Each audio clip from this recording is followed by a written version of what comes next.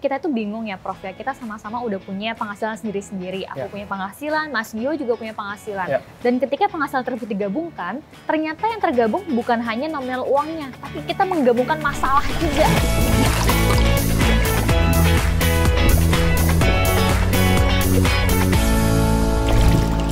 Halo Sobat Home Credit, selamat datang di Ngopi alias Ngobrol Pintar. Bersama dengan Roro dan Giovanni. Dan kita di sini akan membahas tips dan trik seputar pengelolaan keuangan nih. Sobat Home Credit, hari ini kita kedatangan narasumber yang spesial, Profesor Budi Fransidi. Beliau merupakan guru besar dari Universitas Indonesia yang juga merupakan ambasador dari Duit Cerdas Home Credit Indonesia.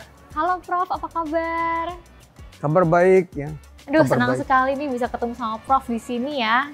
Dan rasanya tuh kita ingin langsung berkonsultasi mengenai masalah keuangan kita ya Mas Gio. Iya, jadi hari ini aku bawa Roro nih, Prof. Roro ini pasanganku gitu. Jadi sebetulnya kita tuh bingung ya Prof ya, kita sama-sama udah punya penghasilan sendiri-sendiri. Aku punya penghasilan, Mas Gio juga punya penghasilan. Dan ketika penghasilan tersebut digabungkan, ternyata yang tergabung bukan hanya nominal uangnya, tapi kita menggabungkan masalah juga. Aku pengen apa, Mas Gio pengen apa, padahal kebutuhan kita ke depannya kan banyak ya Prof ya. Apalagi kalau udah mau merit tuh, aduh rasanya pengeluaran kanan kiri tuh ada harus aja ya. Harus disiapin ya. Betul. Dan pada akhirnya kita bingung nih Prof. Kira-kira tuh alokasi mana sih yang harus kita tuangkan untuk kita spend di hobi kita, di perbelanjaan perintilan kita, dan mana juga yang harus kita spend juga untuk tabungan sendiri. Karena kita juga pengennya punya pengelolaan keuangan yang teratur ya Prof. Gimana sih caranya untuk menyeimbangkan dua aspek tersebut? Ya, pertama selamat dulu ya bahwa penghasilannya sudah pasti dan double. Ya. Karena kalau nggak ada uangnya kan bagaimana kita mau mengatur? Betul. Apa yang dia tuh sudah ada nih. Di dalam prinsip menata keuangan atau kita sering mendengar istilah money management, paling tidak ada prinsip umumnya adalah 4, 3, 2, dan 1. Wah, kayak 4, 3, 2, formasi 1. pemain bola nih, lihat 4, 3, 2, dan 1. Hampir seperti pemain bola benar. Intinya adalah 4, 3, 2, dan 1 ini alokasi sebenarnya. 40%, 30%, 20%, dan 10%.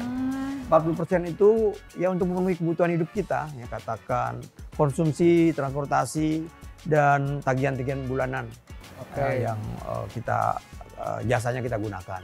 Kemudian 30% berikutnya untuk membayar angsuran cicilan jika ada beban utang. Kemudian 20% untuk benar-benar perencanaan keuangan jangka panjang.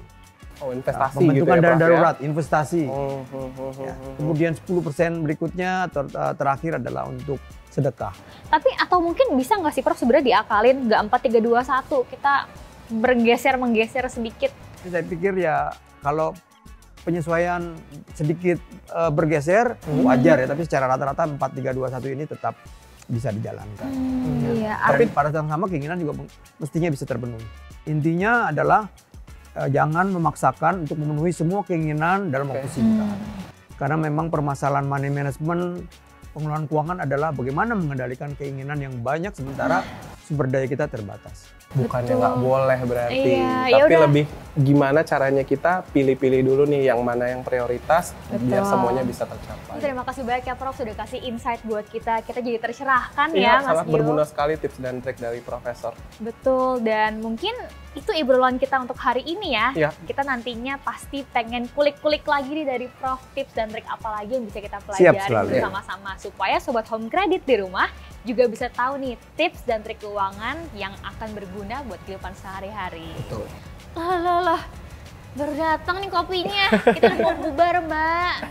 Ya udah kalau gitu kita sekalian tutup aja ya. Sampai jumpa di episode berikutnya teman-teman. Let's do it cerdas.